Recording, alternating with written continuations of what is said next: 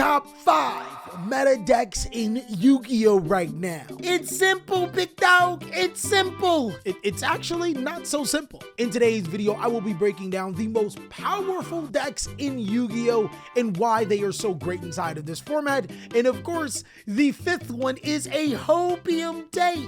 My guy, you know it's good.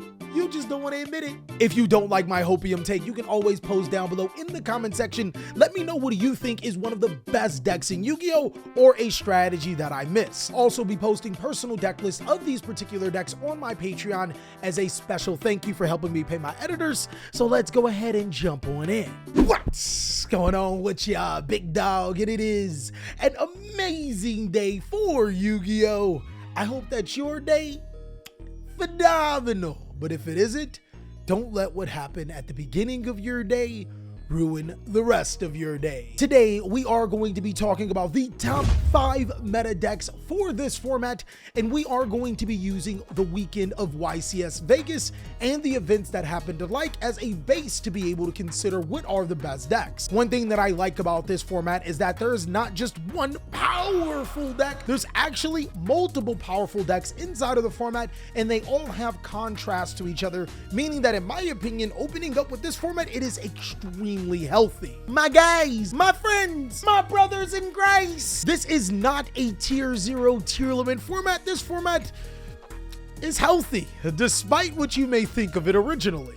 Of course, there's no doubt in my mind that Kashtira right now is easily the most powerful Yu-Gi-Oh deck in the world right now. It's kind of weird to say something is the most strongest in the world, even though it is true, but it does make it seem more powerful, right? Kashtira easily has that label of best Yu-Gi-Oh deck, and the reason why this deck is so powerful is because not only does it summon huge monsters to the side of the field, it's also the only competitive deck in Yu-Gi-Oh history to lock out your opponent's monster zones or spell and trap card zones in one single turn. Step aside, Ojamas, you guys, you lost your spot in zone locking. Now, personally, I thought that Kashtira wouldn't be prevalent inside of the Yu-Gi-Oh card game, and it's mainly because it is an expensive deck. I mean, its name says Kashtira. It might as well just be Cash App. But Yu-Gi-Oh players have gotten smart these days. Not only have they opened up their OnlyFans account, they liquidated their mom and pop stocks and bonds to be able to afford this deck, but still can't afford a bar of soap. Why does that exist? If you guys spent as much energy and effort in washing your ass as you spent in acquiring a tier 1 deck, you might be halfway to having a girlfriend. Maybe, just maybe. One thing I will give to is Kashtira is not an easy to play Yu-Gi-Oh deck, especially with all of the power cards being able to use to counter this deck. It actually takes a very skilled player to be able to lock out all of the songs. Holy shit, it sounds bad, but it's true. It seems simple until you actually play the deck. How I know? I get to play against Diego, and when he plays Kashtira, it's a buy. My guys, you guys could be playing Evil Eye Blackwing Turbo. If you're playing against someone that's not competent, it is an easy W. But ironically enough, a deck that contrasts Kashtira extremely well is the Branded strategy.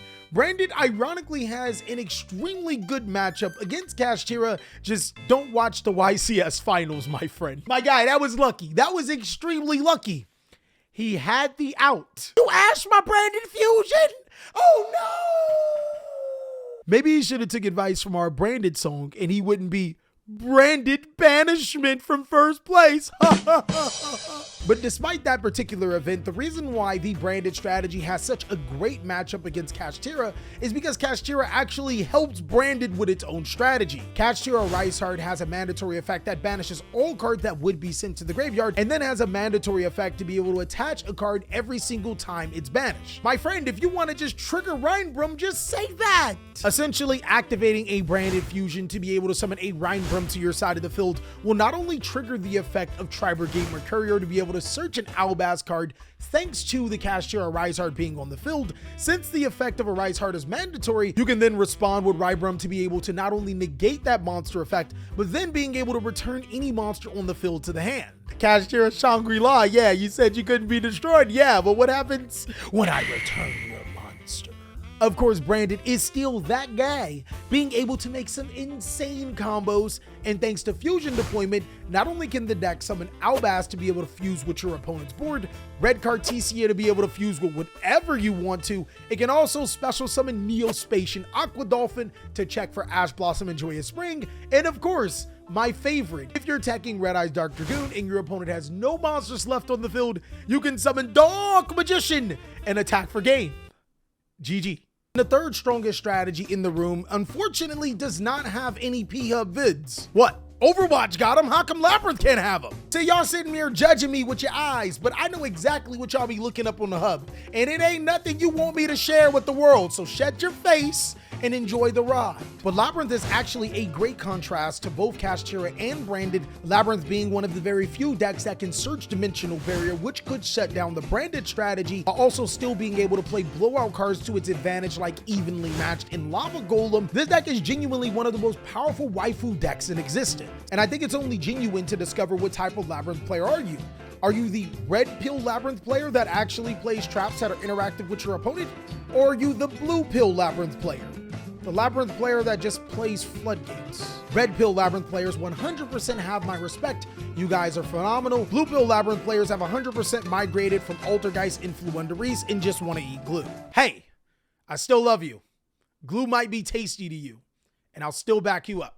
But I'm just letting you know, you're a fucking glue eater. Out of all the strategies in the Yu-Gi-Oh card game, those would easily be the big three, but what would be the last two decks to fill out the top 5 meta decks of the format? I think easily you're gonna have to give it to a strategy that has stuck around despite what happened on the ban list, and a strategy that is running rampant in Master Duel. Sprite is easily one of the better strategies in Yu-Gi-Oh because of its versatility. My guy, I'm not talking about the drink, though players of this deck will drink your deck down. That does not sound right. What makes Sprite so great is its versatility. It can essentially search Nightmare Corruptor Ibly and give it to your opponent, which can give all 3 of the top deck fits. And it also has amazing removal cards that are underutilized like Sprite Smashers and Sprite Double Cross. And while the deck did lose Sprite Elf, it gained a lot more versatility. Sprite Runic and Sprite Live Twin, sometimes even Sprite Live Twin Runic with Totally Awesome, are all viable decks inside of the format. They've been doing damage over the course of the weekend. I'm not gonna call you an incel for playing any type of Runic variant, especially Sprite or Naturia Runic, but one thing I won't do is shake your hand. You'll know exactly how I feel about you then. I'm just playing, big dog. Go ahead and shake my hand. Go ahead and shake it. Yep, this is my hand now. And lastly, my hopium take. I think that there are some extremely powerful Yu-Gi-Oh decks inside of this meta, and that 5th slot is going to be dictated on what are the other decks that are going to be really prevalent inside of your meta. But I'm gonna give this 5th slot to, ooh, Ninjas is calling my name, but I'm gonna go with Sword Soul. Maybe it's because it's one of the decks that is so incredibly cheap, and also it is a deck that is easy to learn, hard to master. It is one of the fan favorite Yu-Gi-Oh strategies and perfect for beginners to pick up. It actually did have a lot of success over the course of the weekend.